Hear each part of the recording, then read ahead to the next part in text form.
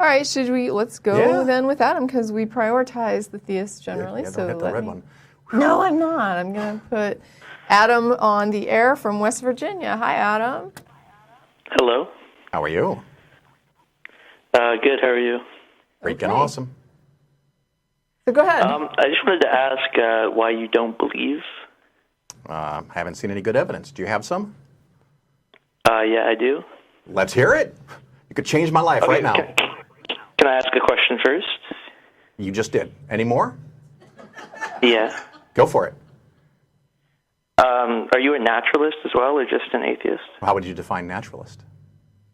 Somebody who believes that only one world, the natural world, exists. You mean like nothing transcends what is a it? world? Like Earth or Mars? Are those different worlds? Like a realm. I'm talking in philosophical terms, obviously. Yeah, I'm not much of the philosophical person, but I guess, I've heard the multiverse. There might be even multiple universes. So I don't know. Right, but that could still be entirely naturalistic. I was talking about, do you believe in anything that's supernatural? What is supernatural? Yeah, I haven't seen anything yet. You have something supernatural? So you don't believe? So well, it's not that I don't. It's not that I don't believe. It's that I haven't seen it. Well, or just an atheist? I guess my question would be, what are you putting forward as supernatural? Something that transcends the natural world. Well, for example. Yeah. What do you got? I'm not proposing this. This is just a preemptive question before I get into something else. Right, but I need to know what you're talking about. Yeah, so I don't know what supernatural means. For example. Yeah. Okay. I'm just giving you an example. So a Platonic form, for example, wouldn't be a god, so you could be an atheist while believing in them. So something like that is supernatural, but not a god. A what? I think I missed a word in there. Yeah, I did too. Like a Platonic form. Like such as? I'm not familiar with the word. I'm sorry. Like the property of something that exists transcendent in another realm. Like what? What does transcendent mean? Like numbers and abstract ideas. I believe in numbers. Like I'm good with numbers. Yeah, but. All right. Do you think numbers are supernatural? No, I'm saying they could be if you thought they were represented in Platonic ideals in a supernatural realm. I don't So, can you give me an example of a supernatural number? No, yeah, I don't think you're accurately representing what I'm asking you. Well, tell us. I'm trying to understand. I guess I'm not trying to represent what you're asking. Like spirits, for example. What is a spirit? Is a spirit? Hold on. I can't continue if I don't know what you're talking about. Right, it's really important that I understand you. What is a spirit? Okay, so spirits, for example, they wouldn't be a god, but they could be something that's supernatural. But what's a spirit? And so an immaterial representation. If it's immaterial, how do you know about it? Okay, well, we can get to those questions. I'm just asking if you believe it or not. I don't know what it is. Yeah, I mean, guess we're trying given to the default of something that cannot be defined, do I believe it? No. Do you believe that something exists more than the material? And I'm saying, for example, and I can't get an example. Yeah, I don't know what it means more than the material. Platonic form or a spirit. I've given you two examples. But we don't know what a spirit is. That's the problem. And when you give us a definition, that definition doesn't seem to... It's an immaterial substance that transcends our realm and holds personhood. Wow. Right? I don't know what Such as what? Right? Like, but I'm just asking you if you believe it or not. I don't know what that is because I have no frame of reference that includes a thing like that. So I don't know what you're describing. So then you don't believe it then if you have no frame of reference. I guess I can't believe a thing if it can't be meaningfully defined. Correct. I can't believe a thing. I just give you three attributes. No, you gave us three words. Immaterial is not an attribute; it's a lack of it. I mean, what is immaterial? Like, is that what you were talking about with the numbers? No, that was just an example for something else. But I'm just asking if. So, do you think numbers are material? Do I think numbers are material? Are they real? No, they're obviously not material. So they're but immaterial. They exist naturally. Well, right, but they don't exist as a substance or a thing. Well, if they did, then they'd be material, right? So those are immaterial. Well, is that what you're saying? The only thing that exists are abstract ideas and... I'm not saying anything. Yeah, I'm trying to understand what you're saying. So why don't you get to the part after this that maybe and see what happens. Okay, so I'm I'm going to optimistic. define what I think. I'm going to define what I think a God is, right? Okay. And then you can tell me if it qualifies as something you believe in or not. Is that fair? I guess, yeah. Let's hear it. Shoot. So I believe God is uncaused, timeless, How do you know this? spaceless, immaterial. Wait, I want to hear his definition Okay. first. Go ahead. I'm sorry. So I believe that I believe that God is uncaused, timeless, spaceless, immaterial, extremely powerful entity that created the universe. Do you believe that exists? I don't even know how that would exist. Like, how are you even defining existence? How would it exist if it's not? If it's not really in, in what way is it existing? Why do you believe this? Well, because I think that there's a good argument for it. But do you think you could answer whether you believe that thing exists? I don't even know how you define existence if what you just described is what you would say fits into that definition. Let's pretend you believe This is what it. I tried to establish if you think that only material things can exist. Well, no, I'm asking how do you define, like if something exists, how do you determine that? Like what to you is considered to be existent? Logical arguments and reason and evidence. All right, so let's assume you believe what you said you believed. What is your evidence? Okay, but can you just tell me if you believe that or not? My position doesn't affect your evidence. I'm not going to argue for something that you could believe in. So just. He's basically saying if you believe it, there's no reason for him to make an argument. No, I think he's saying if I don't believe it, there's no reason to make an argument. No, he's saying if you don't believe it, there is a reason to make an argument. What are you saying? No, I believe that thing exists. I believe that is a God. You are an atheist. You do not believe in a God. Does that qualify as something you would determine to be a God? For the sake of argument, yes. Okay. Continue. So, give us your evidence. Okay. So my argument is... How long is this show? Let him go. Okay. Go ahead. I'm sorry. Please continue. So basically the Kalam cosmological argument, but I reframe it in a different way. I told you. Sounds so familiar.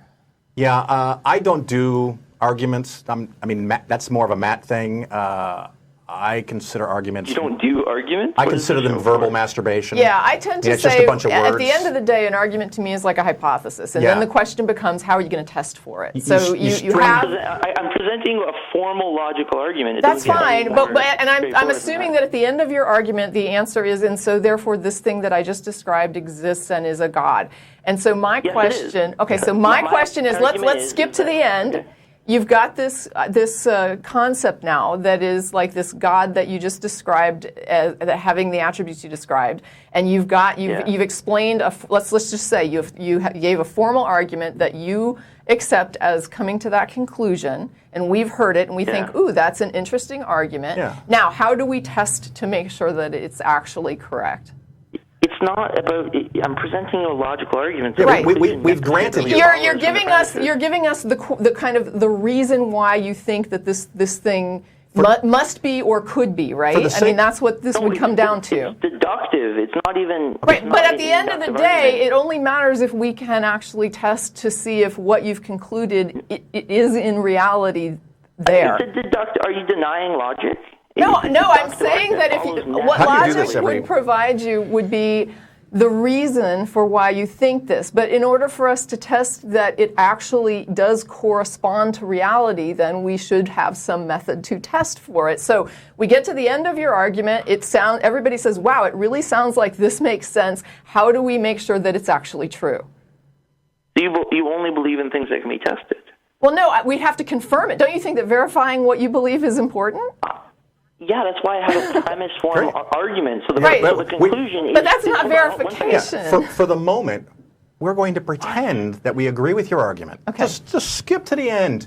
You've convinced I haven't even us. presented it. Okay. But that's okay. You don't need to present it. You'll save us all half an hour. We assume that you're right, and your evidence, your argument has convinced us there is a God. What about it? What do we do with that? I'm wondering, how do we confirm you believe it? Because that's what a logical argument is, and that's evidence. But I want to confirm. I want to confirm it though, because this is very, confirm. Are you a deist? Yeah, are you a deist? Confirm. Are you a deist? I would rather not get into that first. You're an atheist, so you don't believe in any sort of a God. All right, so pretend I'm a deist. A single God. I'm a deist. No, change your name to the deist experience, and then I'll call back in. All right, well, thanks. If I show you that any sort of God exists, then I've falsified your position. So that's what I'm trying to do here. But what you're saying, though, is at the end of the day, if you think it's reasonable to believe a God exists, even if you have no way to verify that it's correct, you think that it's okay to just believe it.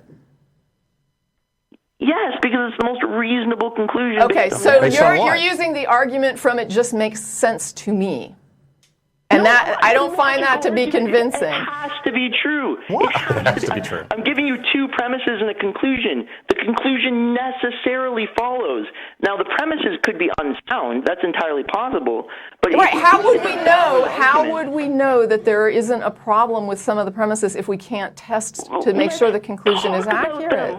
Let me present them first, but if I you can tell me. Okay. Yeah, you can talk about the premises if you want. I don't do these. I don't understand how it would even matter if, I mean, I could say something that's completely reasonable that people in this room are like, yeah, that makes, just like what, well, in fact, we actually went through this.